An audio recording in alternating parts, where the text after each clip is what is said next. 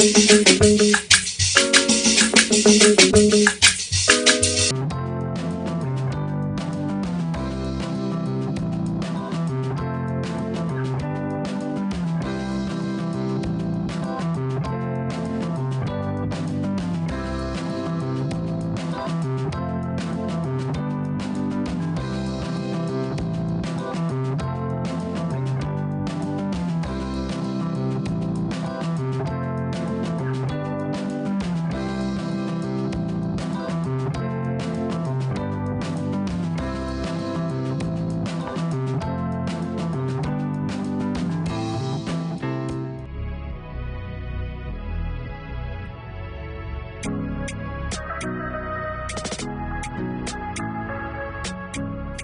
a professional space to bring your vision to life? Dominion Television Studios offers state-of-the-art facilities perfect for your next broadcast, commercial, corporate video, or live event.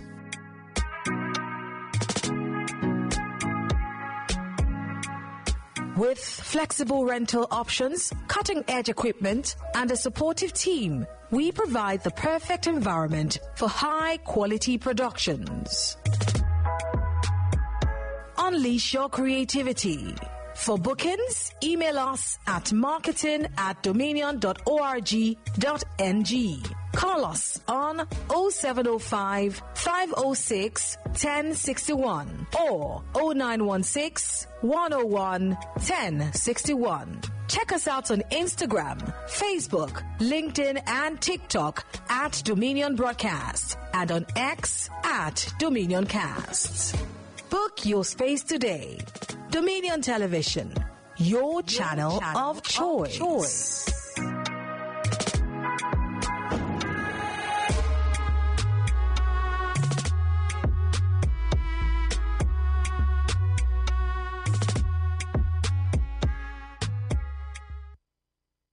Good morning, Nigeria. It's a brand new Thursday, October 30th, 2025, and this is Daybreak Live on Dominion Television, your channel of choice. I am Samson Balogun, and I am delighted to guide you through the conversations that set the national tone this morning. And I'm Oluwaimi Adelak. As always, we're here to serve you a blend of insight, news, and perspective.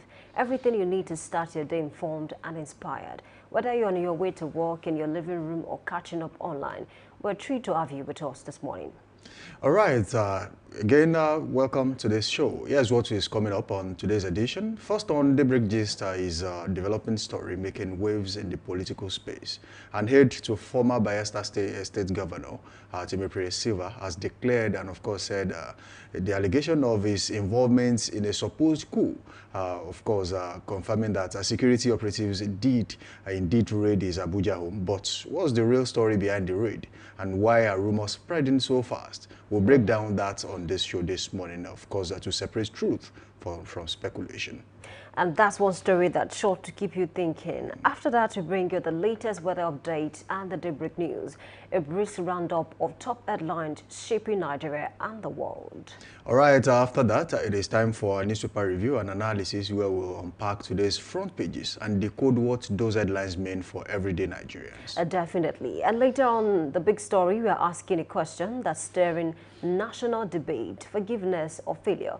Rethinking presidential pardons in Nigeria's justice system, following President Bola Tinubu's decision to review clemency for kidnapping and drug-related offenders. Nigerians are divided. Is this a bold step towards justice system or a troubling signal for law and order? All right, joining us to analyze this crucial issue is APC's chieftain and seasoned public affairs commentator, Honorable Molaja Olaoye. Together, we examine the moral, political, and social implications of the president's latest act of clemency. That's one discussion you won't want to miss. It promises to be deep, honest, and eye-opening. All right, and as always, we'll wrap up things on this show this morning with Trend Watch, your quick dive into what's buzzing online and on the streets. So wherever you are this morning, settle in, stay tuned, and let's journey through the stories that matter. Good morning to you. Good morning, Samson. All right, good to have you on the show this morning. Same here. Well, recently the president, just yesterday, he said, look, let's have a review of those who have granted clemency, especially those who were convicted of serious crimes, kidnappings, drug-related offenses, and then people are asking questions. Why did you do this in the first place? Why not go through this particular process you are doing now? Why put the cat before the horse? And it's a process that is really generating a lot of backlash online. It's a very sad one, and I think maybe if the people had not said anything about it, the president might not have done anything. And it's a sad one. And now that it has been placed on review, I do hope that necessary precautions will be taken so that people who have committed any crime whatsoever can serve their due term. And of course, it will not encourage other people or other offenders to say, okay, at the end of the day, if I do this, I can always find my way out of it. Is it safe to say that the president didn't really know who and who were on the list before this actually happened? Because why would you have someone who killed their husband, someone who was convicted of drug-related offenses, someone who was convicted of armed robbery? They were all on that list. And then it was until Nigerians said, look, why would you do this? Especially the family of the man, Miriam's son, that actually killed her husband, who was a lawyer at the time. And, it's really a lot to unpack when someone who committed such offense was granted clemency by the president. And then it was until people started saying, look, what exactly is going on? One, it was going to rubbish the judicial system in the country. Okay. Two, for some who were convicted of corruption, people said, look, what is the role of the EFCC when they have actually, of all the cases that they've been pursuing so far, they were able to get court injunctions and, of course, judgment against some people, and they were jailed. Now you have granted them clemency. Then what will be their faith in the long run? And that of, drug-related offenses, they were saying, look, if NDLEA has done so much for this country in the last few years, they were able to capture some drug kingpins and notorious drug barons. And all of a sudden, the president came and said, look, your court judgment, yes, but then I'm granting clemency to these people. Then what kind of morale would they have going forward, especially pursuing high-profile cases of that magnitude? It might reduce the morale if care is not taken, but then now that it's been subjected to review, I do hope that they will keep up with their good work, because at the end of the day, we need to catch those persons. And then talking about Miriam Sanda, there's something so confusing about her story. Initially, when the news broke, I think the family of the husband, they came out to say this is not acceptable. Right. You killed our son, and of course you should face. I think initially she was sentenced to death.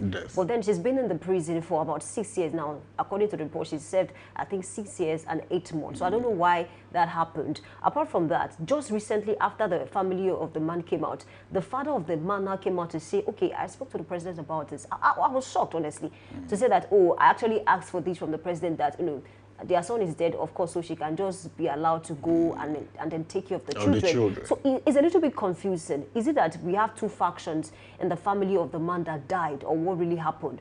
Because, I mean, I don't know how to unpack it, because, I mean, just like every other Nigerian, you'll be wondering, the family came out to say, the president, this is unacceptable. And later on, the father came to say, I spoke to the president on behalf of Miriam, that she should be granted pardon. Now she has been asked to serve 6 more years to complete 12 years. Initially, she was supposed to be sentenced to death. And then when I read the report, it was said that this is done because of the children, so that she can cater for the welfare of the children. At the end of the day, I mean, it depends on he has the power to say, okay, this is what we want to do. He has the power to grant the prerogative of mercy, and that is what he has done.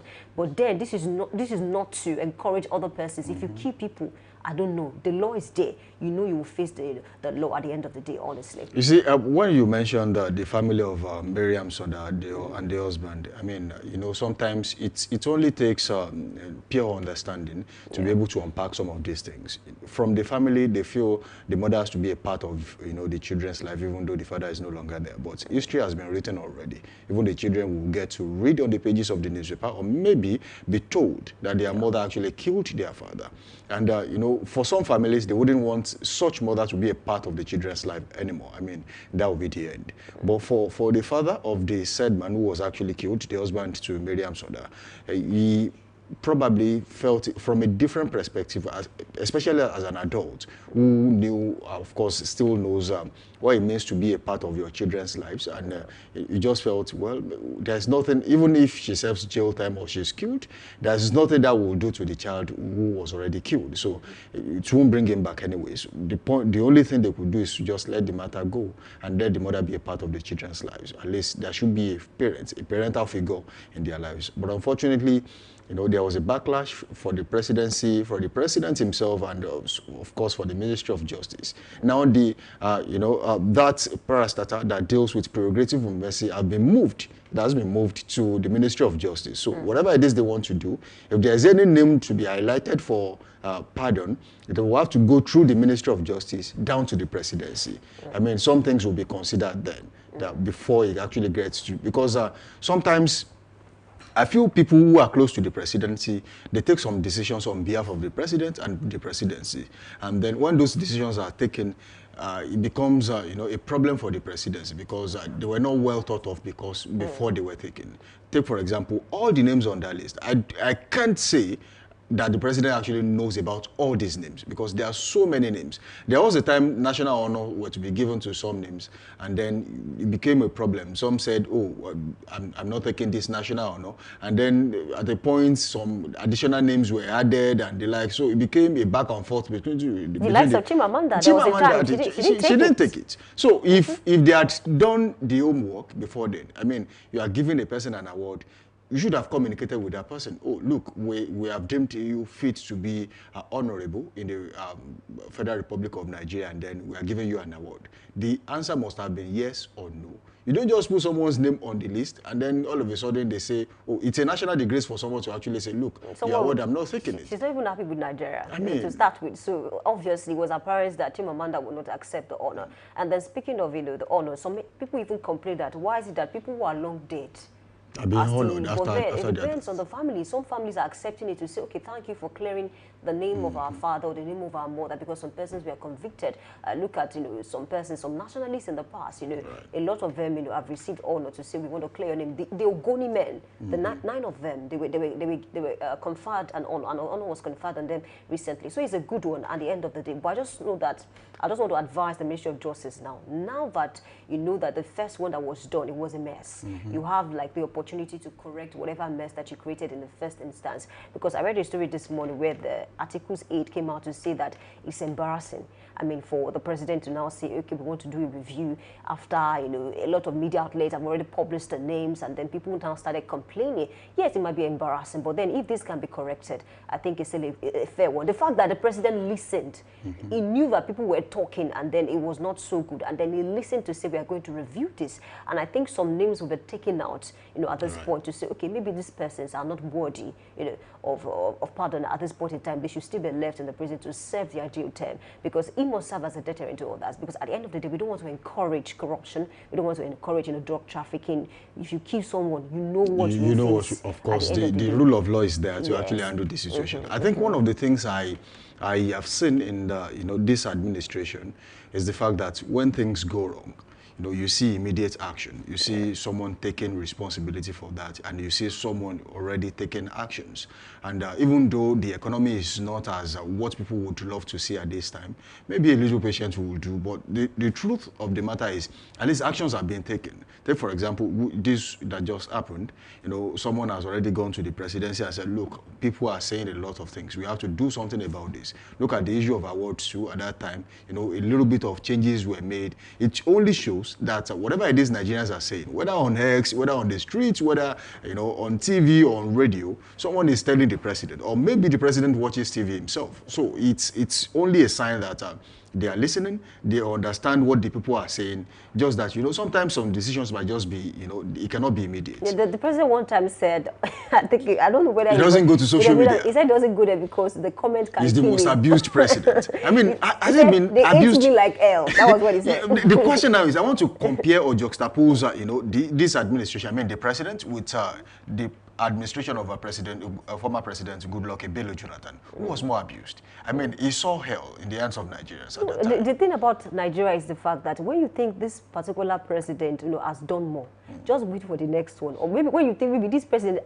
people are abusing him too much, wait for the next president. I don't know. Nigerians have a way of, the transfer aggression. Their today is always better than yesterday in terms of how they deal with their political leaders. That's the way I see it. And just going back a little bit further, the only person that the only president that I felt like the Nigerian people really did not say anything about was Umaru Musa Yar'Adua, who, you know, one way or the other was able to worm his way into the heart of the Nigerian people. People liked him so much. Unfortunately, you know, he passed away while still being president. Even Jonathan, I think he was a bit mild compared to Buhari. Compared to Buhari. So but then, even former President Olusegun Obasanjo, you know, he also saw a lot from the people. Definitely. But the only difference between then and now was that social media wasn't that, you know, it hasn't been that common. Yeah. So it's actually reduced. How many people had phones at that time? But you know, thanks to him anyway. That's because of him we have you know, cell phones in the country. Thanks to the former Prime Minister of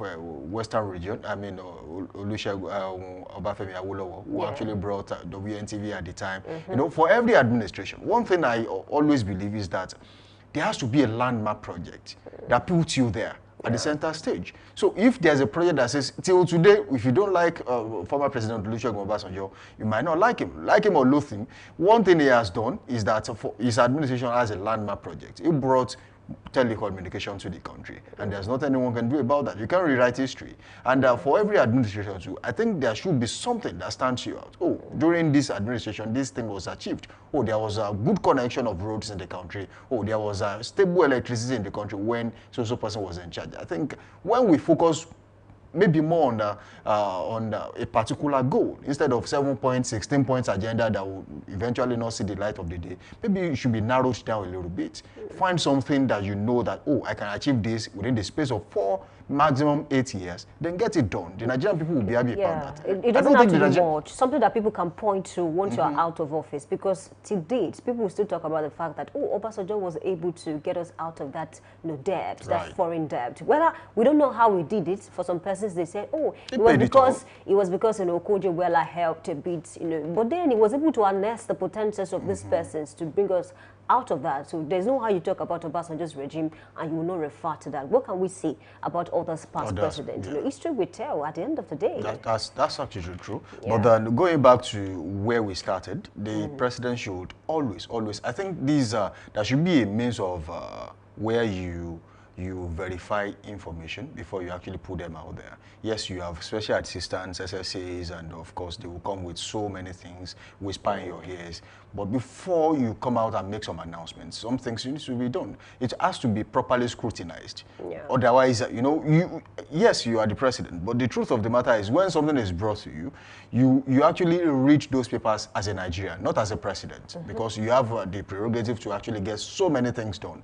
But then, first of all, read as a Nigerian. When you read as a Nigerian, you know exactly how an average Nigerian would feel when this thing actually gets out there. So it will save Nigeria and Nigerians this mess of, bringing out a particular policy and then withdrawing within the space of hours or maybe days or weeks. So that will save Nigerians, this back and forth of backlash on social media. Yeah, and I also think it doesn't portray as well, because if you notice recently, the United States, they are beginning to weigh in on our matters, like, in a very intense manner. Today you see an headline, okay, they are killing Christians, they are doing that. I even saw a journalist, a US journalist recently came out to say that she thinks they are actually killing Christians. So look at how this will portray us on the global map, that the president pardoned some persons and then, part of this, people are drug barons, people who kill their husband, the likes. It's not good for us. But then I just hope this review can help us, clean a little bit of the mess to say that at the end of the day, the president listens and then it will take action. Well, lastly, I would like us to be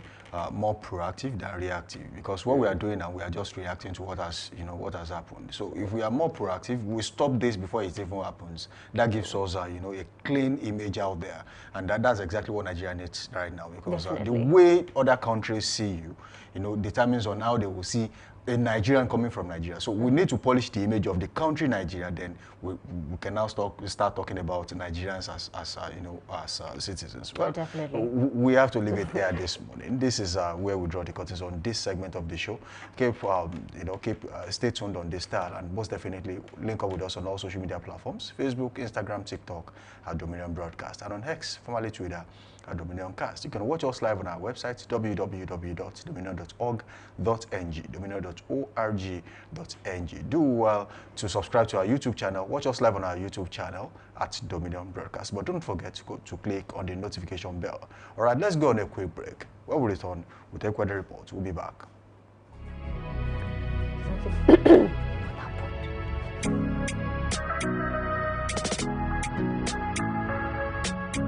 Need a professional space to bring your vision to life? Dominion Television Studios offers state-of-the-art facilities perfect for your next broadcast, commercial, corporate video, or live event.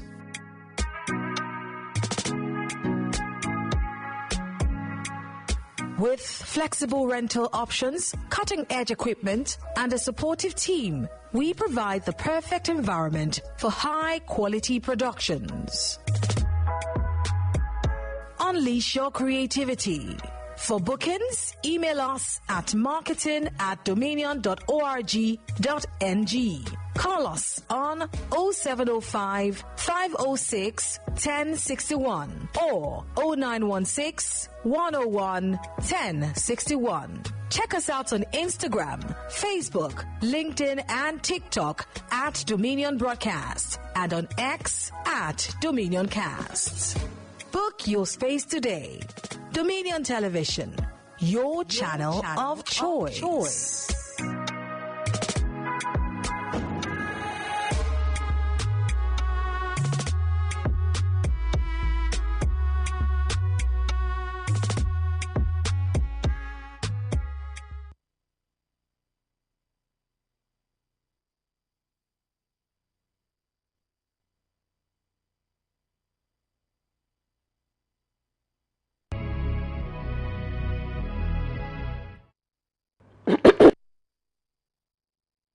The show is still Daybreak Live right here on Dominion Television, your channel of choice. Now it's time to take with the report on this star of this morning. I will be starting with the ancient metropolitan city of hospitality, Ibadan, especially Ibadan Southeast this morning, as weather currently feels like 23 degrees Celsius in Ibadan Southeast. And later in the morning, it will rise to 28 degrees Celsius, cloudy right there in Ibadan Southeast this morning. It will be mostly cloudy in the afternoon at 31 degrees Celsius. And mostly cloudy in the evening at 25 degrees Celsius, and it will drop further to 24 degrees Celsius in the overnight at also mostly cloudy right there in Ibadan Southeast today. All right, let's cross over to Ekiti Southwest this morning. Weather feels like 23 degrees Celsius, and later this morning is expected to be around 27 degrees Celsius, cloudy around 5%. In the afternoon, 30 degrees Celsius, scattered thunderstorms around 54%. And in the evening, 24 degrees Celsius, mostly cloudy around 9%. And overnight, 23 degrees Celsius, cloudy around 15%. That's what we have for Ekiti Southwest this morning. All right, moving on to Oshogbo in Osun State this morning. Weather currently feels like 24 degrees Celsius in Oshogbo today, and it is currently cloudy. Later in the morning, it will rise to 28 degrees Celsius, cloudy in Oshogbo. And there will be scattered thunderstorms in the afternoon at 31 degrees Celsius. And few showers, expect few showers in the evening at 25 degrees Celsius. It will be cloudy overnight at 23 degrees Celsius in Oshogbo today. Well, let's cross over to Abeokuta South. Weather this morning feels like 24 degrees Celsius. Later this morning is expected to be around 29 degrees Celsius, mostly cloudy around 2%. And in the afternoon, 31 degrees Celsius, mostly cloudy around 21%. And in the evening, 25 degrees Celsius, mostly cloudy around 8%. Overnight, 24 degrees Celsius, mostly cloudy around 14%. That's what we have for Abeokuta South this morning. All right, moving on to Lagos, the center of excellence this morning. Weather currently feels like 30 degrees Celsius in Lagos. And later in the morning, it will drop to 29 degrees Celsius, mostly cloudy. And also maintain the same 29 degrees Celsius in the afternoon. There will be thunderstorms in the afternoon. And in the evening, it will drop to 27 degrees Celsius, mostly cloudy. And same overnight, 27 degrees Celsius, mostly cloudy in Lagos. Well, let's cross over to Ilorin. This morning, weather feels like 23 degrees Celsius. Later is expected to be around 29 degrees Celsius, mostly cloudy around 1%. And in the afternoon, 33 degrees Celsius, partly cloudy around 2%. In the evening, 26 degrees Celsius, mostly cloudy around 5%. And overnight, 24 degrees Celsius, cloudy around 8%. That's what we have for Ilorin this morning. Moving on to Suleja, Niger State this morning. Weather currently feels like 23 degrees Celsius in Suleja this morning. Currently fair. It will rise to 28 degrees Celsius later in the morning, mostly cloudy. By afternoon, it will rise to 32 degrees Celsius, partly cloudy.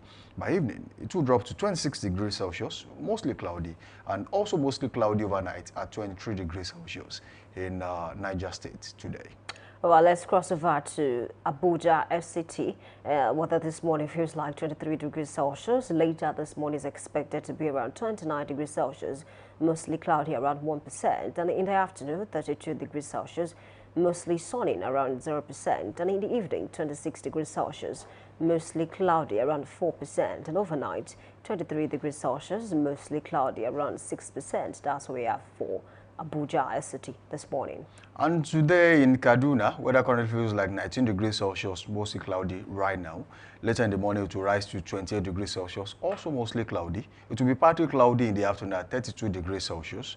It will be all clear in the evening at 22 degrees Celsius and mostly cloudy overnight at 18 degrees Celsius.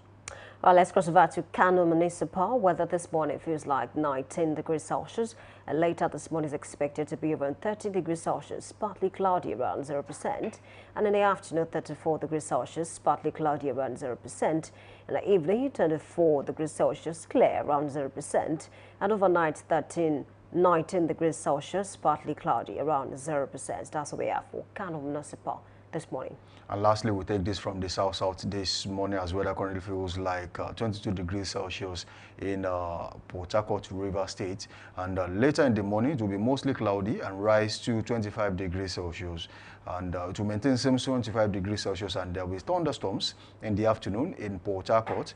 It will be mostly cloudy or in the evening at 22 degrees Celsius, and there will be showers overnight in Port Harcourt today. That will be all on weather reports this morning. Thank you for joining us on this show. Stay tuned. There's a lot to unpack, but let's go on a quick break. When we return, we'll take the news. We'll be back.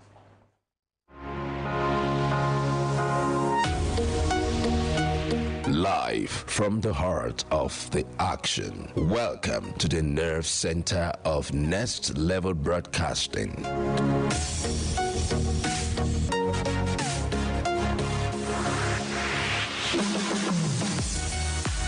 This is the OB van, where the studio meets the street. Equipped with cutting-edge cameras, crystal clear audio, real-time switching, and broadcast control, we don't just capture moments, we deliver the experience live. Anywhere, anytime, from stadiums to red carpets, breaking news to buzzing festivals, weddings, birthdays, and all sorts of ceremonies. We bring the world to your screen in real time. It's not just a van, it's a complete mobile production house, a command center, a broadcast beast. This is more than a broadcast. This is the OB van difference. Live, loud, limitless.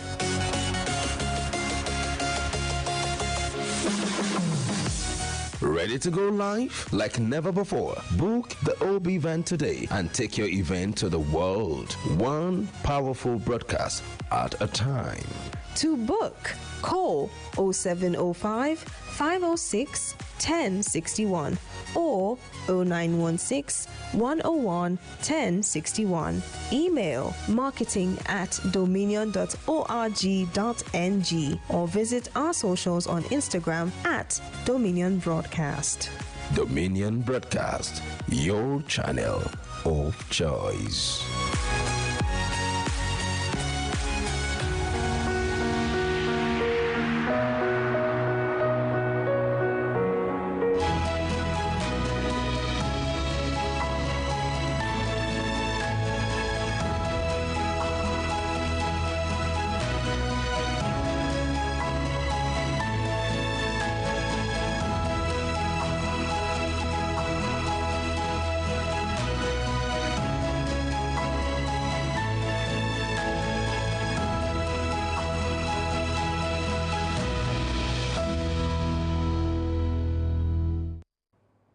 Good morning. This is Daybreak News on Dominion Television. I'm Oluwayemi Adelakun. President Bola Ahmed Tinubu has signed the Instrument of Clemency and Pardon following consultations with the Council of State and Public Opinion. The President executed the relevant instrument of release to complete the process of formally exercising his constitutional power of prerogative of mercy to grant pardon and clemency to specific individuals who were earlier convicted for various offences. This was contained in a statement by Special Advisor on Information and Strategy, Bayo Ononuga. It revealed that following the reviews, certain persons convicted of serious crimes such as kidnapping, drug-related offences, human trafficking, fraud, unlawful possession of firearms, arms dealing, etc., were deleted from the list. The presidency further stated that the approved list of eligible beneficiaries had been transmitted to the Nigerian Correctional Service for implementation in line with the duly signed instrument of release. The First Lady of Nigeria, Senator Oluremi Tinubu, has reaffirmed a commitment to youth empowerment through education with the commissioning of 10 new digital learning centers across the country. In a statement posted on X by the presidency, the First Lady said the initiative aims to equip young Nigerians with the tools and knowledge needed to thrive in a digital world. The centers, inaugurated virtually from the State House in Abuja, are located in Abia, Delta, Edo, Kano, Katsina, Lagos, Nasarawa, Ondo, Yobe, and Zamfara State. The project, carried out in partnership with the National Information Technology Development Agency, is part of effort to promote technological literacy and bridge the gap between education and employability. The federal government has announced the signing of a $400 million cooperation agreement with Stellar Steel Company Limited, a Chinese-backed firm, to establish a major steel plant in Ewekuru, Ogun State. The deal, signed in Abuja between the Federal Ministry of Steel Development and the firm, is expected to commence operations by mid-2026.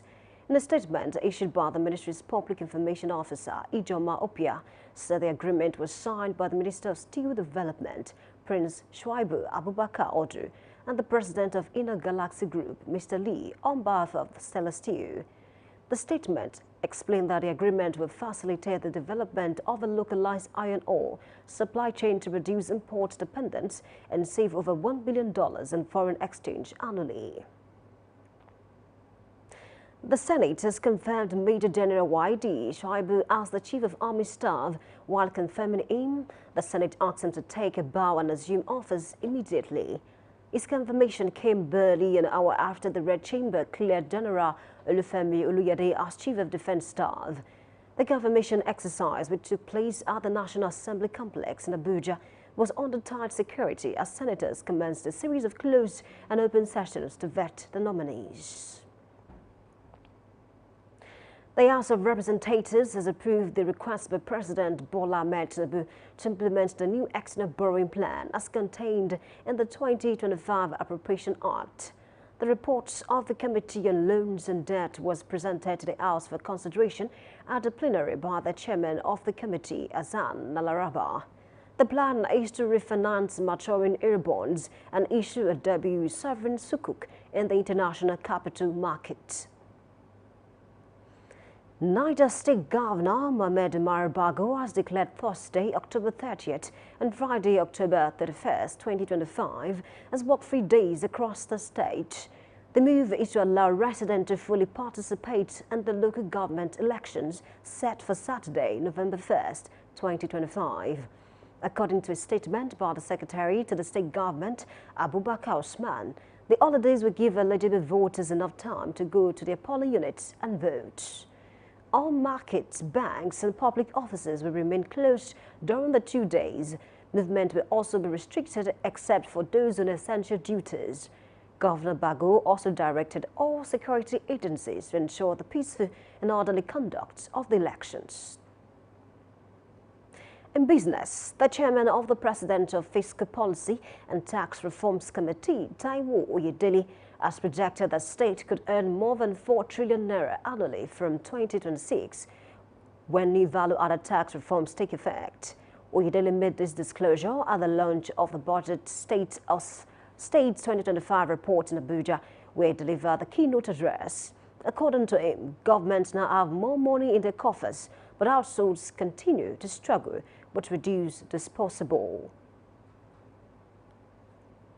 He explained that the new tax laws would transfer the full proceeds of electronic money transfer levies to states and exempt state government bonds from tax would help reduce borrowing costs and create fiscal space.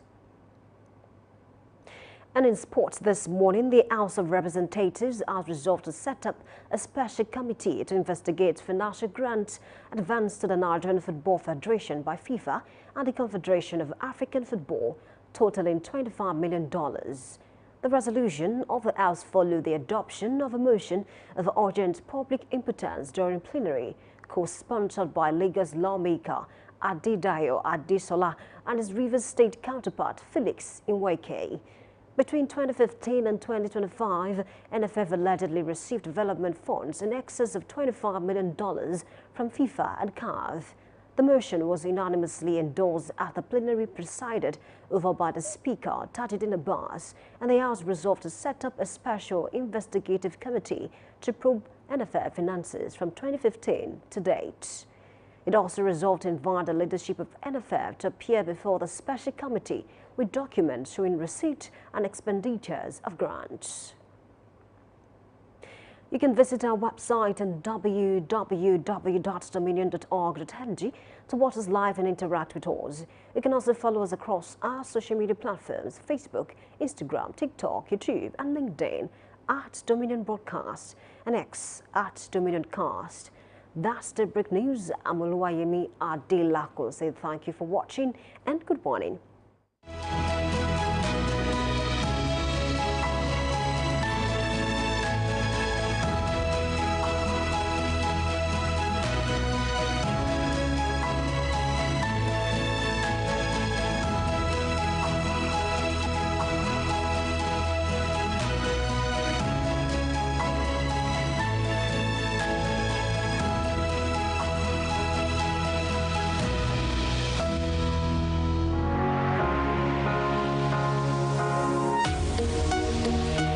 Live from the heart of the action. Welcome to the nerve center of Next Level Broadcasting.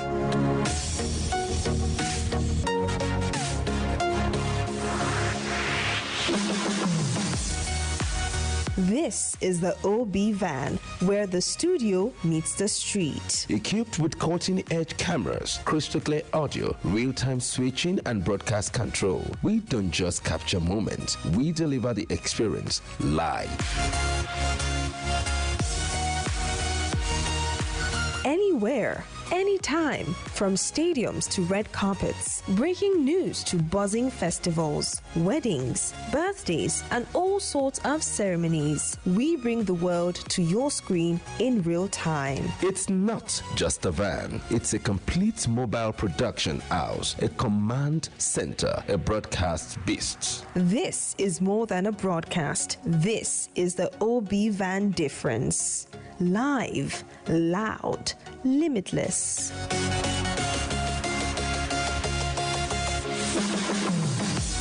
Ready to go live? Like never before. Book the OB van today and take your event to the world. One powerful broadcast at a time. To book, call 0705 506 1061 or 0916 101 1061. Email marketing@dominion.org.ng or visit our socials on Instagram at Dominion Broadcast. Dominion Broadcast, your channel of choice.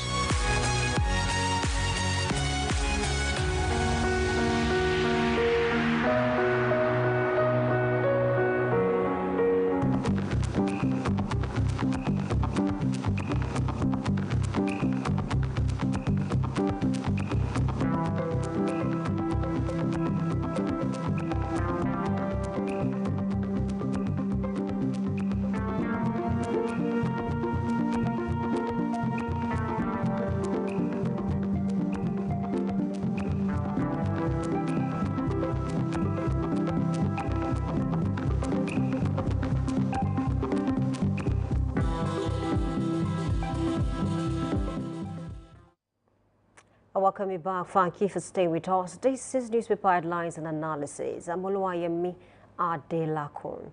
This one, let's start from Daily Independent. I have a banner headline that says foreign inflows steady Naira midweek domestic FX supply.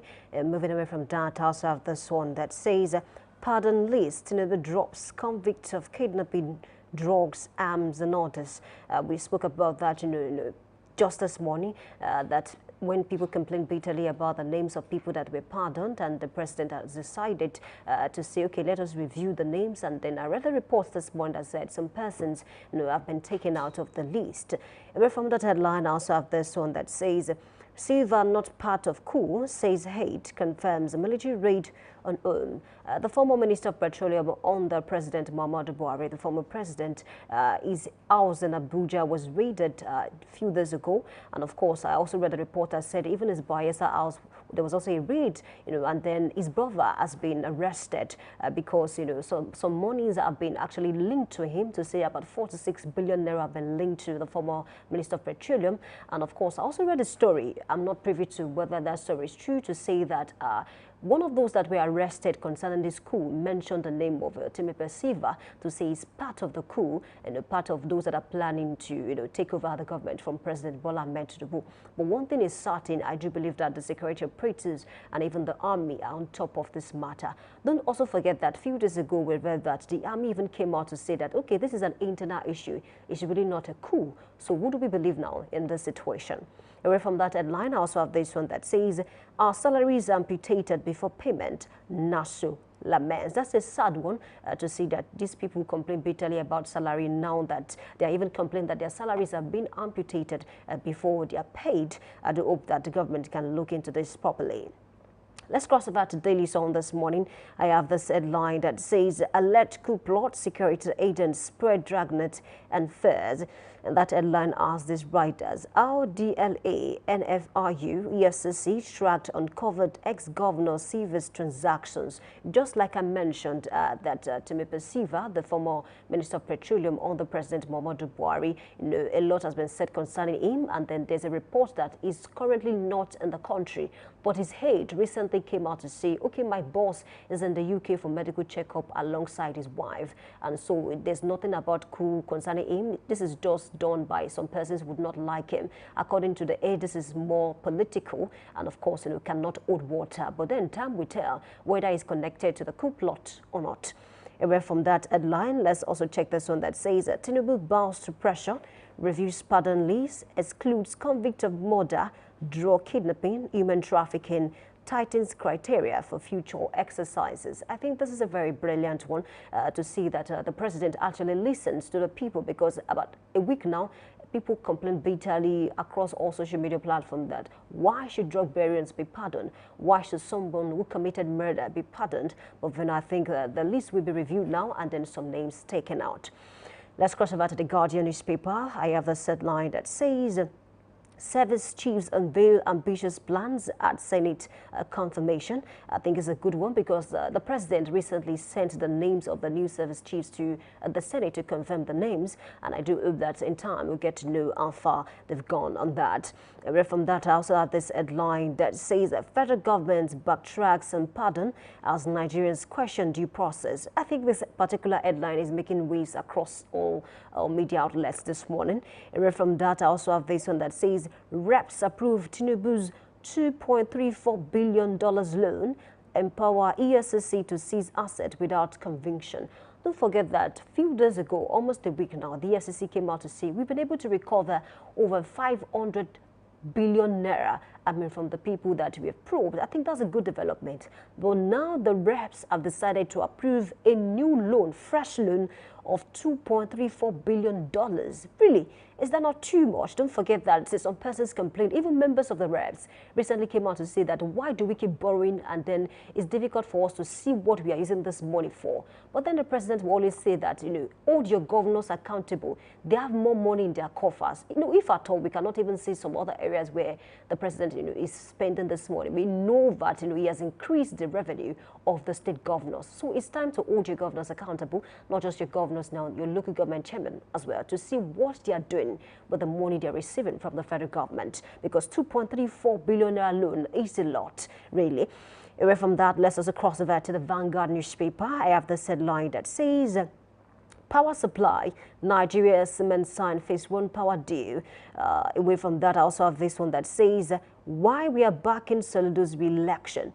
That's coming from Onisha resident. The Anambra election is set to hold November 8th. That's next month. And then this is the first election that the new INEC chairman will handle. And so there are a lot of expectations to see how are you going to handle this election. The way you handle this election will give us the insight of how you will handle the 2027 general elections. Well, there's still a debate on that, whether we are going to have the election next year, 2026, because the Senate, dropped a proposition to say that can we have elections in 2026, November to be precise, rather than the normal March, February, because according to the Senate, they want to make sure that we are done with all court cases, before the new administrations, because over time in Nigeria, we've seen cases whereby court cases were dragged for years. In 2007, there was a court case, with Peter Obi, the former governor of Anambra State, this same Anambra, and of course, there was also a case with Amechi, and it dragged on for years. We've seen cases whereby court cases dragged on for 2 years. So the Senate is trying to boycott this to see a way whereby,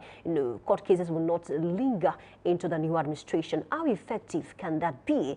All right, we'll look out for how the Anambra election will play out. I do hope that the best candidate will win in that state. And of course, this is to the electorate. Come out and vote. You have no excuse when you do not vote.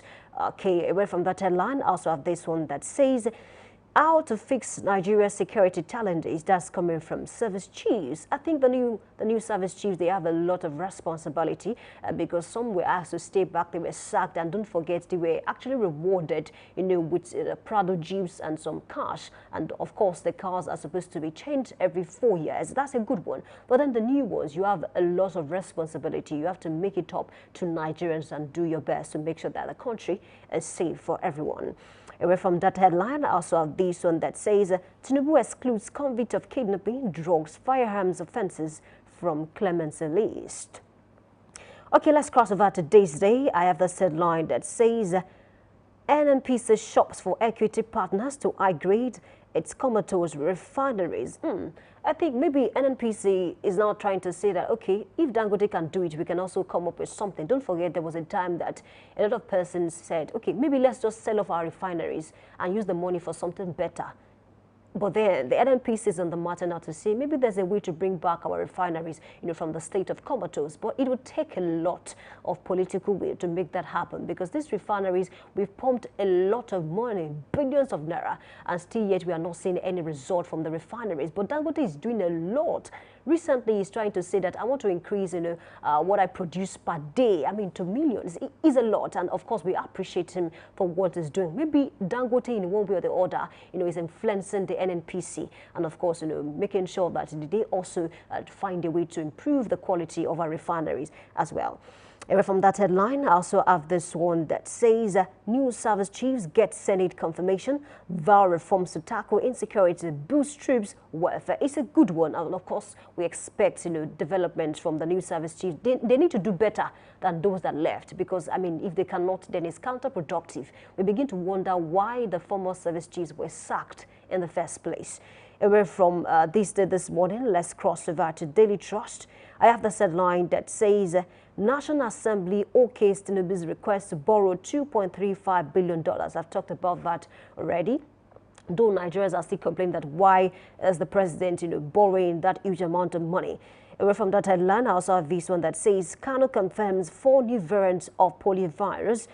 Bank credit to private sector drops by 6 trillion naira in 4 months. What is going on? Maybe, I don't want to say, even banks are broke at this point, because the economy is dangling and there's a lot to tackle. But then away from that headline, let's also cross over to another headline that says, federal government withdraws pardon for Miriam Sanda drug dealers. Honestly, on this particular headline, I was a bit shocked to say that when the news came out that Miriam Sanda, she's part of the list of those that the president pardoned.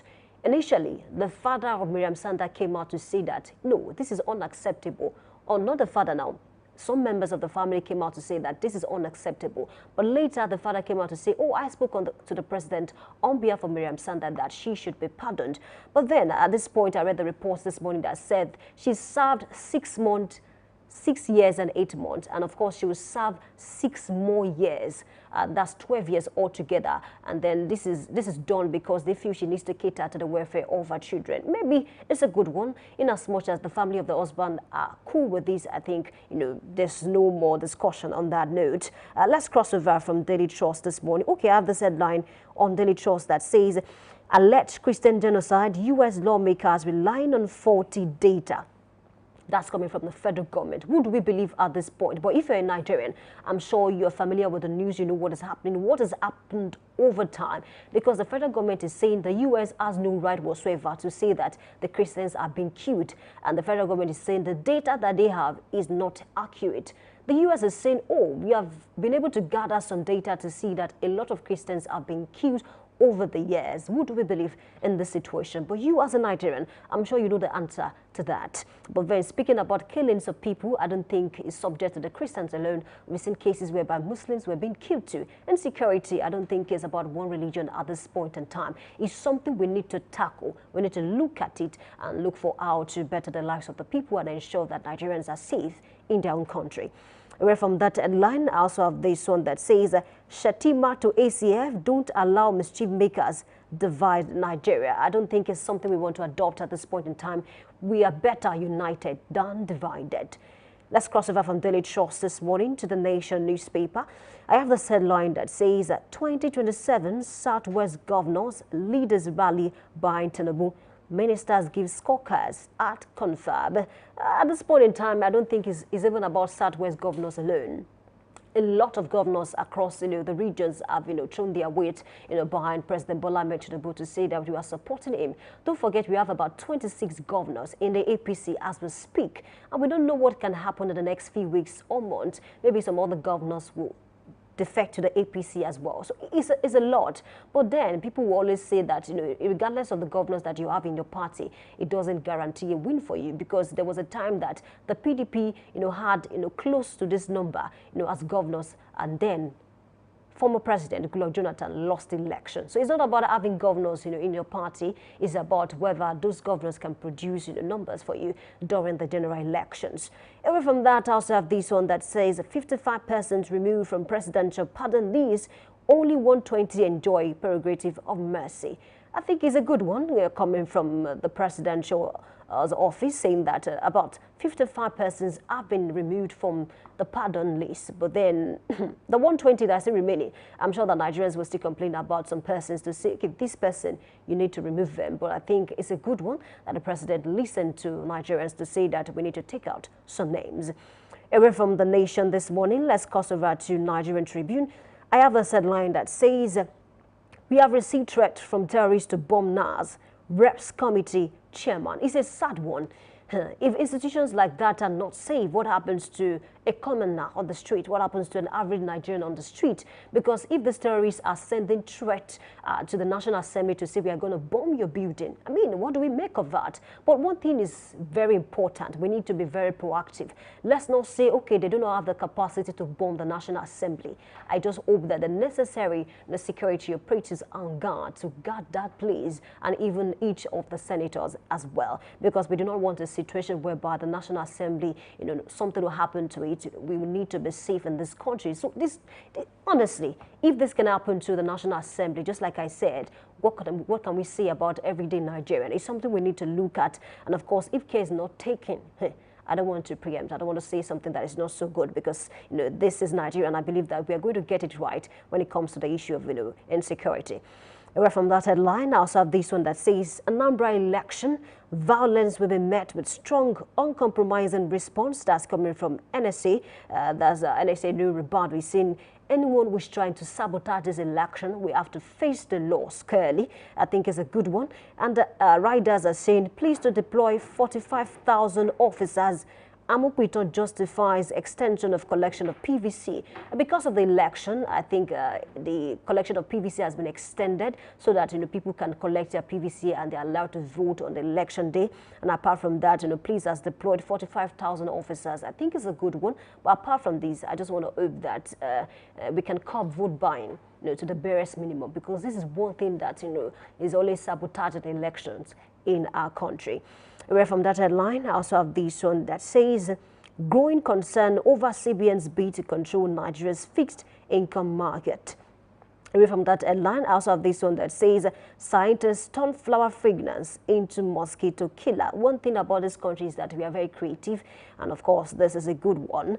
Away from that, U.S. revokes Soyinka's visa. We spoke about this yesterday to say that the Nobel laureate, Professor Wole Soyinka, came out publicly to say that my visa has been revoked, and then the United States Embassy has not said anything on this matter. Don't forget that Professor destroyed his green card in 2016.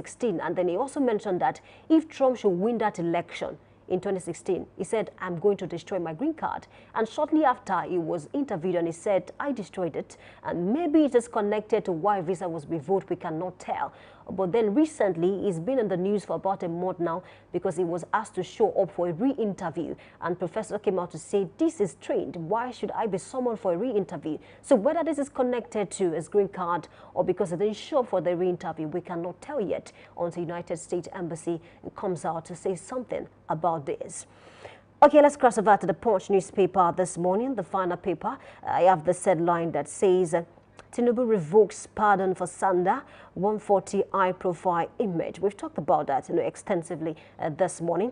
I also have this one that says, Senate screenings, CDS eyes foreign partnership to crush insurgency. I think it's a good one. Whatever it is we can do to tackle insecurity, I think we should actually, do that.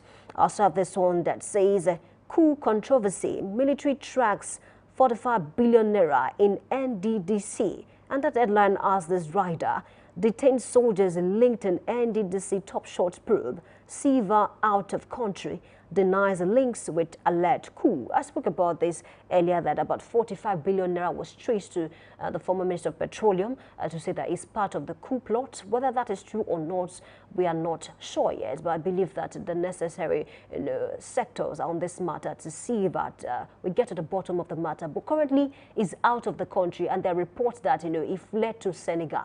We are not sure whether that is true or not, because it came out to say that, okay, my boss is currently in the UK alongside his wife. We get to know what is going on actually. We get to see more revelation on this coup plot that we saw in the news about a week now. Is a fine place to leave it this morning. Thank you for being a part of this segment. Do well to stay with us because big story will come up soon. My name is Odwayemi Adelakwa, and I'm saying good morning.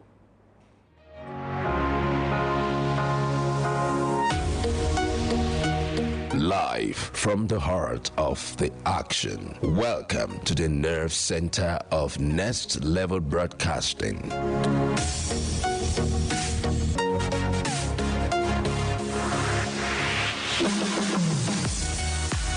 This is the OB van, where the studio meets the street. Equipped with cutting-edge cameras, crystal clear audio, real-time switching, and broadcast control, we don't just capture moments, we deliver the experience live.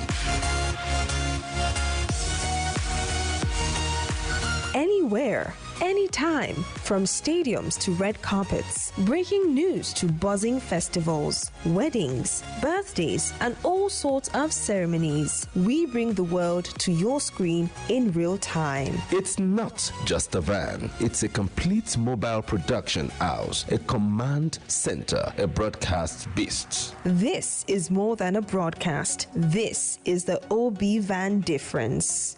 Live, loud, limitless.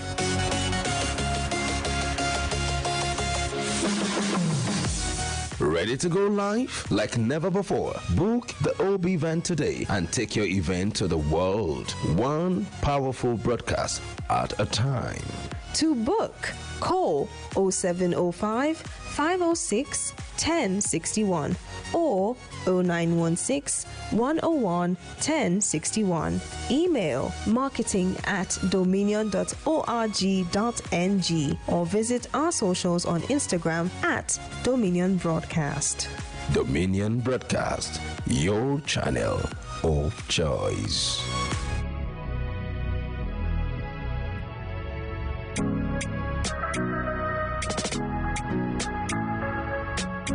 Need a professional space to bring your vision to life? Dominion Television Studios offers state-of-the-art facilities perfect for your next broadcast, commercial, corporate video, or live event.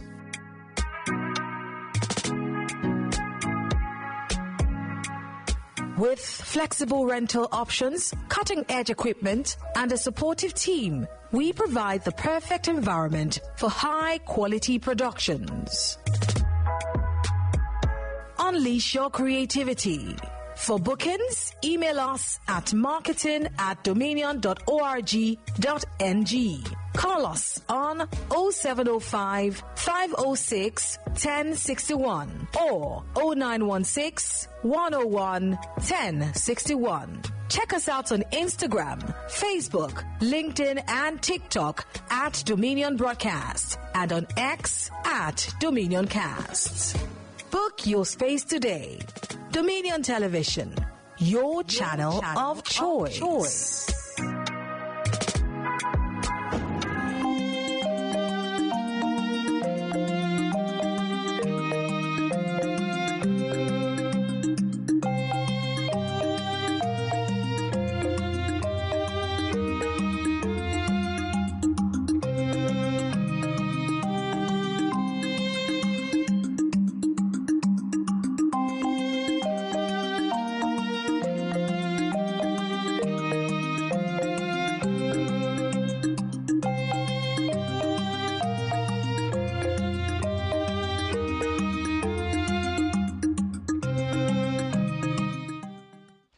Good morning and welcome to The Big Story on Daybreak Live.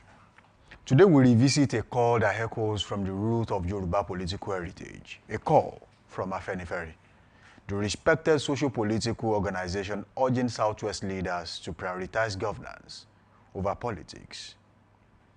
The topic today, this morning, Afenifere speaks truth to power. Time for Southwest leaders to govern, not politique, right? It's a reminder that leadership must rise above party loyalty and that true governance is about service, not self-interest. Samson Balogun is my name, and thank you for staying tuned. There's a lot to unpack on today's edition of The Big Story. The story of Afenifere is inseparable from the story of the modern Yoruba politics. Founded in 1951 as the socio-political arm of the Action Group, the movement emerged under the visionary leadership of Chief Obafemi Awolowo, a man whose intellect, foresight, and commitment to human capital development transformed the Southwest. Awolowo's leadership was marked by purposeful governance and unmatched reforms. He introduced the first free primary education program in Africa. Yes, you can find that anywhere. Democratized access to healthcare and established a network of regional farm settlements to boost agricultural productivity. Under his administration, the Western region became a model of progress, birthing landmark projects such as the Cocoa House you have here in Ibadan, Adugbe, the first television station in Africa, WNTV, the Liberty Stadium in Ibadan, and the Western Nigerian Marketing Board, which ensured fair pricing and economic stability for farmers. His economic blueprint turned cocoa, the region's major export, into a foundation for industrial growth, urban development, and self-reliance. These achievements made the Southwest the most socially and economically advanced region in Nigeria during his era. You heard me right. Afenifere, building on that legacy, became more than a political platform. It evolved into a voice of conscience, guided by values of equity, justice, and people-first governance. Over the years, leaders like Chief Adekunle Ajasin, Chief Abraham Adesoya, Paruben Fashoranti, and Chief Ayo Adebanjo continued to uphold this vision, challenging leaders to remember that true measure of power is public service. Today, Afenifere's recent admonition is not just a critique, but a reminder that greatness of the Yoruba nation was built by leaders who governed with vision, not by those who played politics with the people's future. Good morning once again. Thank you for joining us on the show. To help us unpack this issue this morning is Honorable Mola Jaolawi, who is a core progressive, an APC stalwart. With him, we'll be making sense of the recent admonition by the Afenifere group to the Southwest leaders. Honorable Mola Jaolawi, good to have you in the studio. Good morning to you, Samson. Good morning. Thank you for having me here today. And good morning to you, viewer home. Thank you for watching us. Now, if you look at the current trajectory, when we talk about leadership in the Southwest, you cannot but understand the role of the Afeniferes from 1951 down to where we are today. Now, who are the Afeniferes and what is their role? We are all, as long as you are a Yoruba man, you are Afenifere, because the word itself is a Yoruba, called from Yoruba dialect, which is Afenifere. We love each other. So the fact still remains that we are all Afenifere, in as much as you are a Yoruba man.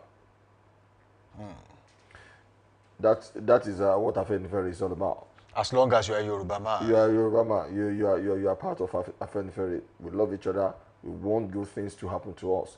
The word pronounced as Afenifere is that. That is the word. But when you are now talking about, if you want to divert it to any other thing, it's a different thing. But as long as you are a Yoruba man, you are Afenifere. Now, let's talk about Afenifere further. If we are talking about Afenifere, what is the role of the Afenifere? And from 1951 to where we are today, has there been a change or a paradigm shift in what Afenifere is meant to do? It's not different, but but it has been hijacked from those people who created from this. Who hijacked Afenifere? Yeah, exactly. Who are those who hijacked Afenifere? Because we are talking about politics. Has it been polarized? It has been polarized. By who? By everyone that has interest in politics. By everyone that has ambition. Because ambition is unique to every human being. And we have to be ambitious. If you are not ambitious, that means you are dead already. Or you are not going to be counted. So, you see, the fact still remains that, you are talking about Action Group. Action Group came to existence probably in 1956 or thereabout. And you are talking about Afenifere. That means that the Action Group is called from Afenifere, whether you like it or not. So, for you to know that politics is all about life. Now, when we talk about Southwest politics, we saw the landmark projects achieved by the late Obafemi Awolowo. Major projects, the WNTV, the Cocoa House, the Liberty Stadium, and the major roads he constructed at the time, which are still in existence. I can remember vividly, Ibadan to Ijebu, they is still there. It's a road that was constructed during that time. And if that is the case, with those major projects, where did we veer off? Where did we get it wrong? That we now have leaders at the corridor of power who enjoyed the Awolowo kind of politics, who enjoyed the Awolowo kind of dividends of democracy at the time, free education. And now, this is where we are. They can't even provide free education for the Nigerian children. I think something you got that wrong, because every primary education has been free for any household in Nigeria, whether you like it or not. It was entrenched in the constitution that was in 1975 and 1976 when Baba Obasanjo was there. Basic primary education. Now, basic primary education has covered JSS 1 to JSS 3 as well. But now, talking about the man Awolowo has done countless things. He is the face of Yoruba when you are talking about politics. And he has done what others has never been achieved. But still, he is a politician. And he has been playing the politics for a very, very long time. But probably because of the kind of ambition he has, the kind of notion, the kind of things he wants Nigeria to become. That is why he played politics so many times. He played politics before he gained independence. And that is why he was isolated probably by those ambitious people like Southeast. I'm talking about Nnamdi Azikiwe, because he's always a politician. and he has been playing that role, and he did it very well. So now we can be able to talk about his achievement, like you have mentioned. You are talking about WNTV. You are talking about stadium in Ibadan. You are talking about construction of Ibadan to Ijebu-Ode. There are numerous things he has done, but politics is part of governance. Now, let's break it down a little bit. We saw what Awolowo did. Now, the action group is no longer in existence. And so many of the people who went to the Awolowo School of Politics, they went to different political parties, just like we have the progressives now, which are a member of the APC, and so many other progressive political parties in the country. We have the people we can call the Democrats, who are the conservatives in the country. Now, if we put that side by side, some of them, even in the PDP, are saying they are practicing the Awolowo kind of politics, and Awolowo was a progressive, and they are conservatives. How does this match together? Does it mean that they have lost track of ideology? Yeah, I think they have lost track of ideology. And when you look at it, the action group ideology, Awolowo ideology, that started all this, mind you, Awolowo wasn't the first person that created a political party. The political party was created by Abad Macaulay. That was probably in 1907 or 1906 or 1903, thereabout. That when he created it, he's a Yoruba man. That is why you have to know one thing about that. He created it and he has been agitating for a lot of things. But Awolowo came and he does wonderful things. For now, you have seen the culture of Yoruba center around what Awolowo has achieved and his political ideology. That is why now somebody like President Ahmed Bola Tinubu saw that it is not about being, it's not about we domesticated our politics. We have to spread it along Nigeria. That is why APC comes into being. And a lot of things are conjured to have that name. But the progressive ideology, which means modern and new things, modern new ideas coming into force to make us to go further. And you will see that even when we have AD, Alliance for Democracy, you can see what they imbibe. They talk about free education.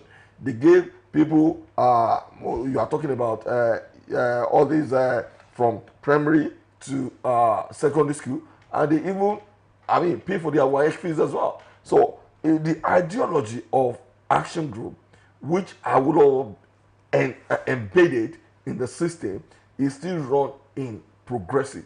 You see, it is APC government that introduced free food to a lot of students.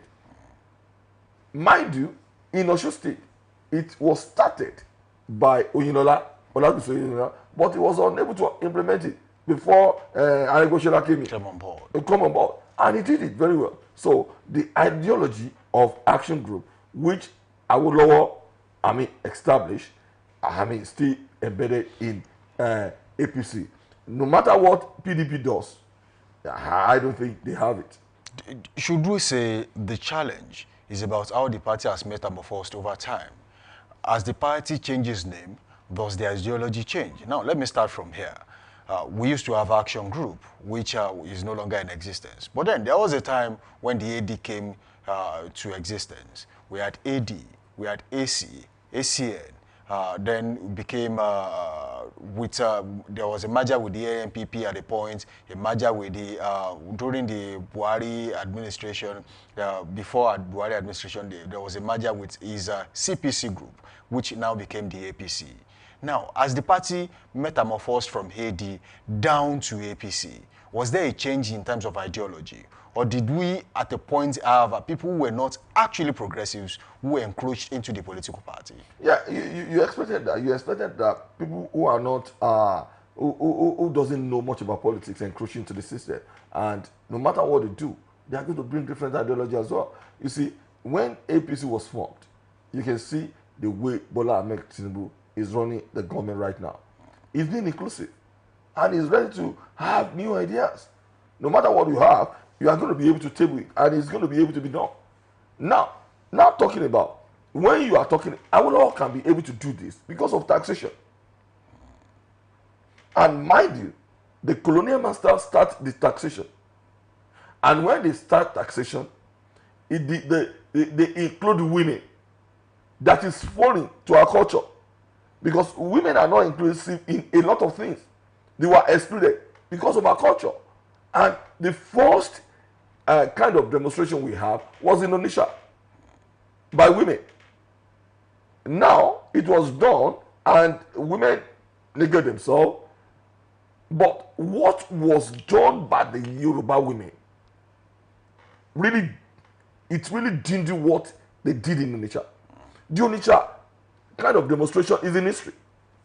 But what like of Ransom Kuti, Funke Ransom Kuti, and others like mother of Wole Soyinka did, by dethroning a sitting king. That was Alake of Igbala. Alake of Igbala. Make it to be extraordinary. Because they wouldn't stop. Despite the fact that the king... He had to find his way out of the palace. the king even succumbed to their will and caprices. But they said they want him out of the palace. For you to see that the Western education and the Western system is being brought to our culture. Our culture allows it because the system we run allows it. That is for you to know when you are talking about progressivity mean new and modern things that is going to be coming on board. And that is what is being introduced in this government right now. All right. As the Afenifere this morning mentioned that the Southwest leaders should focus on leadership and not politicking. What do you think actually prompted that statement? Afenifere have to, those people who are in affairs, they have derailed already because you are talking about Chief, the late Chief Adebanjo. He has been, voracious in his statement all the time. He has been speaking and people has been hearing him. He has been controversial all the time. But at the end of the day, he tilted towards a kind of political party because a lot of there is nobody that doesn't have his prize these days. He tilted toward PDP at some point, in which he attended their meeting, he attended their gathering, and he speak good about them. So for you to know he has derailed, because when you are talking about progressivity and what the progressive idea that's been implemented right now, it still belongs to AD, ACN, and the recent APC that is being created. So it has been polarized. And Fasoranti, who is the leader, the Baba is very old, and God bless him. And there is little he can be able to do. He's been remoted. So they have to try as much as possible to reorganize themselves and align and know how they are going to be able to focus. But now, in Southwest, they must give into consideration that we have any political party that can win election. You are talking about PDP, you are talking about APC, any other party can just come. Labour can come tomorrow and win an election. So we saw the way Labour won the presidency. The president elected tilted towards Labour during the last election. So with time, as time goes, Afenifere ideology will be center-based on what Yoruba needs. It is not about them involving in political party and governance. How would you describe the current state of governance in the Southwest? Are the leaders serving the people, or they are playing to the interest of their political parties? You expected that. It is not about even interest of political party. A lot of them are self-serving right now. They are ambitious. They have another laurel. They have another target. They have another, things they want to clinch apart from being a governor. A lot of them want to be a president. And we are seeing what is the manifestation of what is now going on in Southwest. We have some governors just want to become a president because they knew they have completed their time, and the ambition is still there for them to become something better than the governorship. So you cannot divert that. You cannot separate that from governance. And you cannot separate that from humans' want, which is unlimited. So it is about what they really want. And mind you, we are a lot of the citizens can be gullible. We saw what happened in the United States of America, for God's sake. When President Trump came to power, he sold what people wanted. You can see what happened in New York, mayoral race that is going on right now. You are talking about Mandami. What is selling to the people? He cannot be able to, to implement it. But they still want it. So now you are talking about, it is so complicated to the extent that we can be deceived. It is not the politics of today is not about party. It is not about, it's about self-serving, I would call it. Why do you think party loyalty takes precedence in the current politics towards their political party than the people? Because you have to. Because the conscience of the different party, the role that guides them is different. And you must be able to embrace your party, not the way, when you are talking about the party, we can change it at a point in time, at the will, when our needs is not being able to be satisfied by a political party. But still, we just hold the crest as if it is part of our life, as if we cannot be able to disappoint that crest. So any family of George Bush being a Democrat, that is why you are seeing a lot of states that are going to, till tomorrow, they are going to be voting for Democrat or Republican till tomorrow. But that is not what we have in Nigeria. People can tilt toward anywhere they wanted. They can just say because they don't like your face or they don't like the way you talk or dress, and they are not going to vote for you tomorrow. We vote on sentiment. Ideology and principle is what we don't have. Do we still have politicians in the Southwest that embody the Awolowo principle as we speak? Yeah, you see, check the way someone like Asiwaju Bola Ahmed Tinubu dress. The spectacle is going to show you that is Awolowo spectacle. Is it about dressing or the it principle? It is not about dressing, the principle or no principle. It has to be reflected. It is not only based on ideology or what you think you can be able to do. You have to reflect it because people are going to see from the way you look. Now, is it about, I'm still coming back to that. Is it about looks? It is or part of it. About your principles, things you do for the people? It is part of it. In a place like India, what difference does the look make?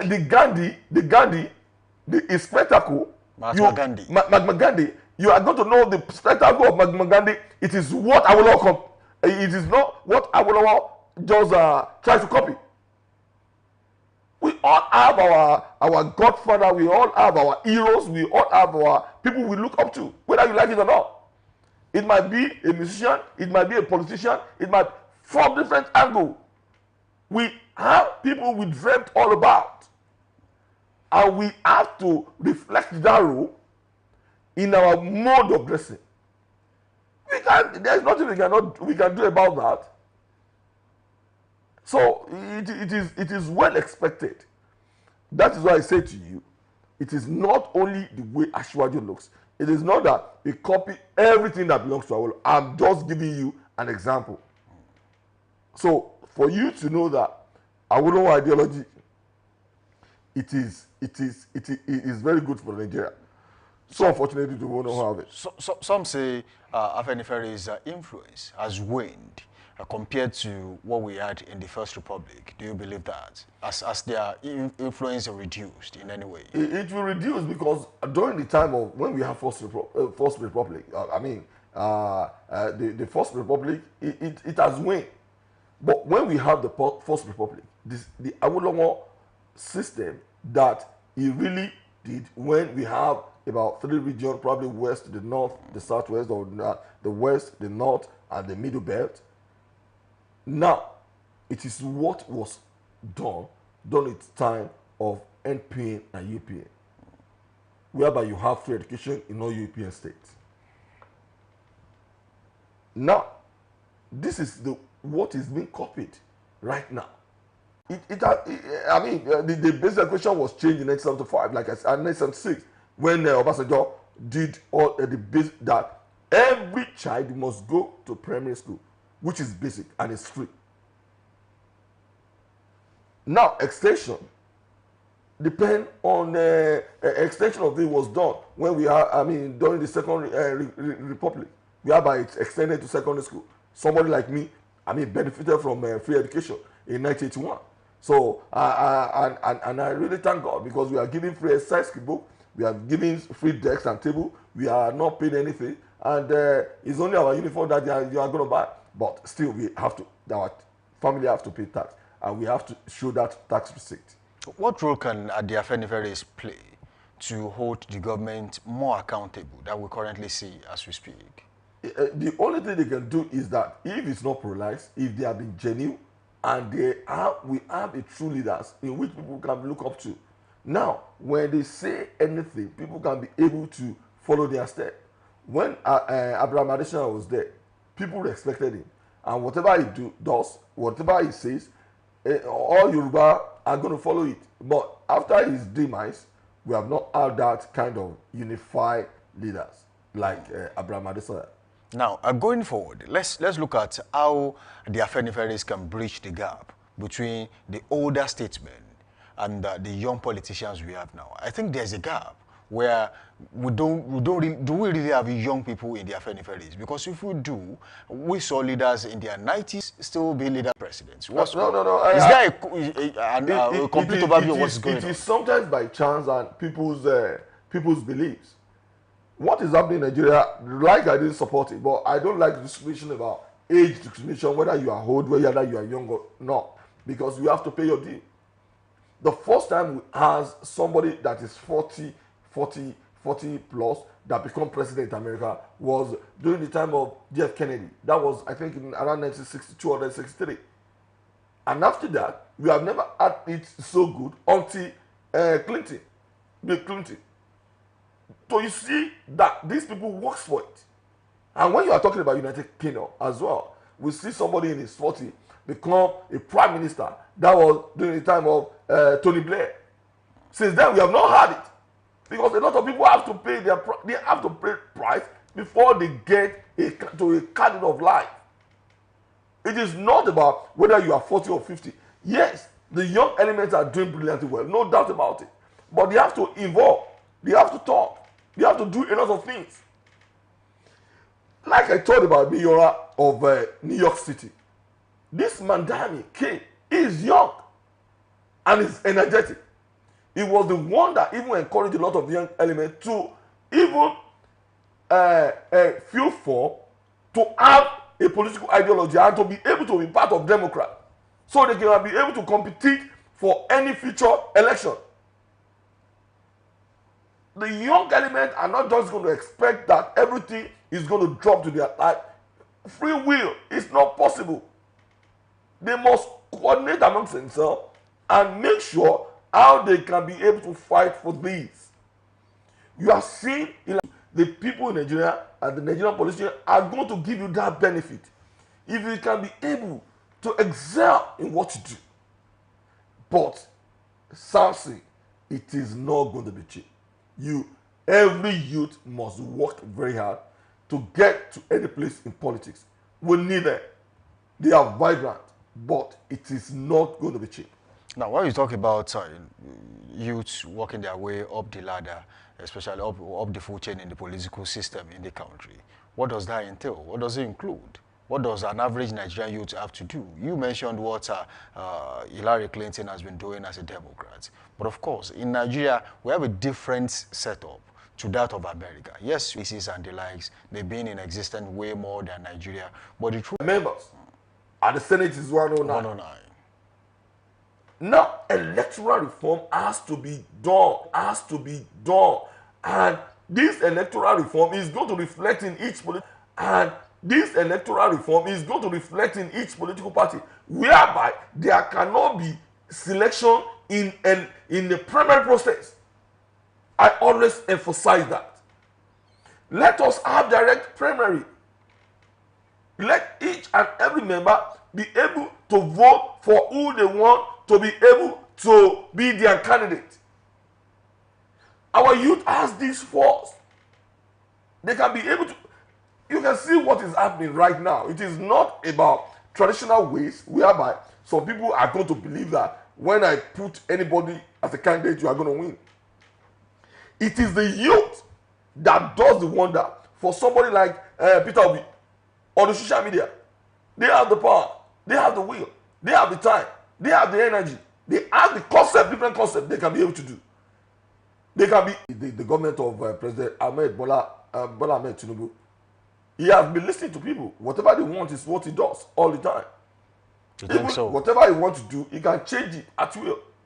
When people really criticize and want things to be done differently. Part of it is when you see about this clemency being given to some criminals. He will tilt towards whatever you want. Is that an indication that the president listens? He listens all the time. He listens all the time. When Nigerians say they are hungry, he said he understands it. You can see the price of food being crashed right now. Only if you don't go to market. Probably your wife does all the time. But somebody like me, I know how they send go of gari, if I don't know, because that is giving good. It is easy to soak gari anytime. And with Google with Tekpa or anything, it goes with anything. Is President Bola Ahmed Tinubu's administration people-centered? It is people-centered. How do you justify that? That's something I said. He listen. He listen. When they say there is hunger, they crash the price of food items. And I debated with in your radio station. I mean, thank God the caller just came in. A woman said, "What I said is right. Is right." When the president doesn't even know the Congo of how they say the Congo of Gary in the market, and she really backed me up. She said it's true. I was saying 600, 700. She said it's 500. For you to know. And what about beans? What about rice right now? Now rice price has come down. People are saying, is it only rice we are going to eat? You see? And I tell you about the clemency when you are talking about the prisoner. A lot of things have been recited, and it has been really well packaged. And you don't think this current approach by the president is just a cosmetic approach that might boomerang in the long run? And what do you mean by boomerang? We are living in the present. We are not. Aren't you going to see the food price go up once again? It is then that it goes up, but right now it went down. That is for you to know that this. About President Bola Ahmed Tinubu, what do you think he can do going forward to make sure that food prices are stabilized in the country? Some people have mooted price control. The prices should be controlled. It is not. We are not living in a communist state. We are living in a capitalist state, whereby a lot of things is being done by the. You can see the system in America. He's leaving everything to the market force to decide prices. It has to be the market force. That is what, for a capitalist economy, you are not going to determine what the market price is going to be. All you are going to do is to stabilize it. All you are going to do is to regulate and even monitor that some people, when we have a lot of increase in price, it's because of hoarding. Now, Dangote came out that people that owe in dollars should be careful because they are going to be disappointed at the end of the day. It's so regressive. Our taxation is so regressive. The rich doesn't pay more. The rich doesn't pay. It is the poor that bear the burden. But right now, it has shifted to the head of those people who are very rich. And that will be until January next year. I don't know about January next year. I don't know about that. Let January next year comes, and we are going to know what is going to happen. But at this present moment, I think it's more better.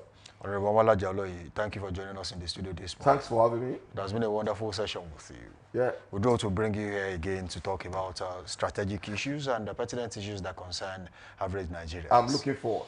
All right, as we draw the curtain on today's big story, the message remains clear.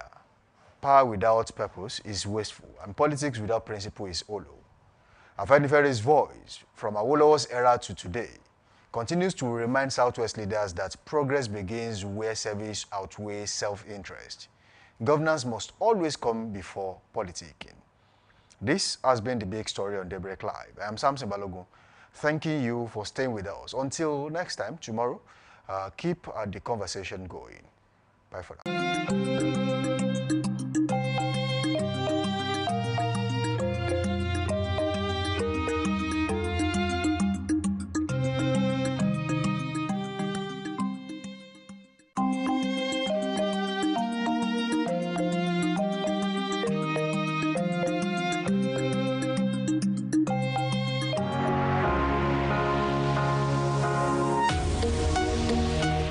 live from the heart of the action. Welcome to the nerve center of Next Level Broadcasting.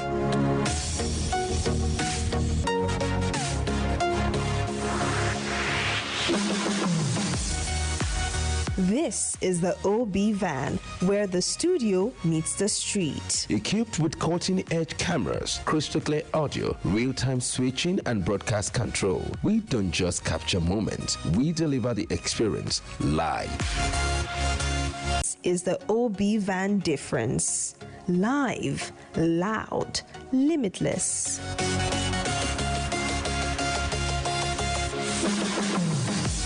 Ready to go live like never before? Book the OB van today and take your event to the world. One powerful broadcast at a time. To book, call 0705 506 1061 or 0916 101 1061. Email marketing@dominion.org.ng or visit our socials on Instagram @Dominion Broadcast. Dominion Broadcast, your channel of choice.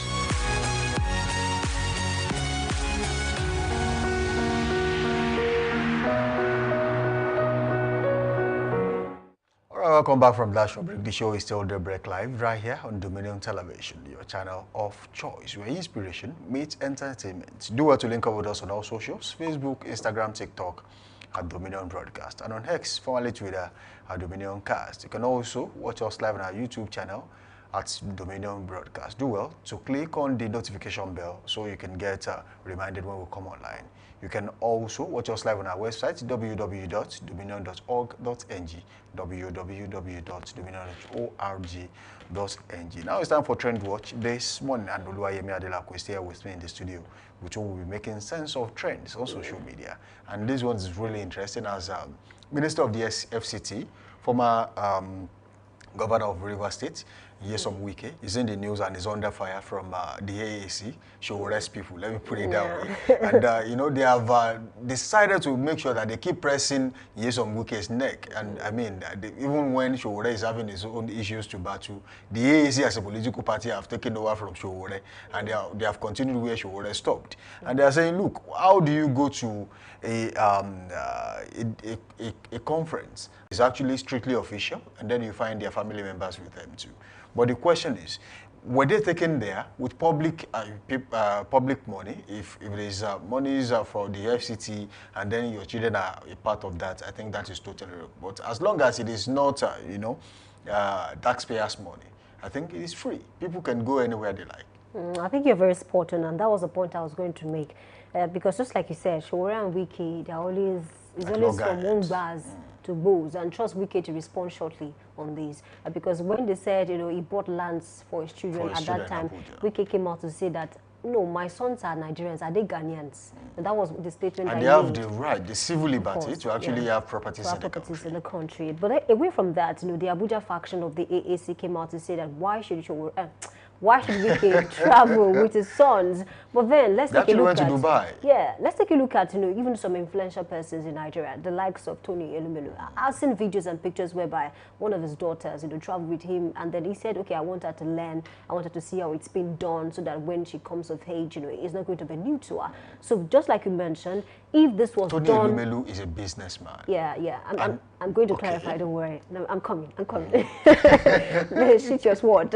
So moving forward, so if this was done with his money spent on the two of them to actually travel to Dubai. Dubai is actually one of the destinations for holiday.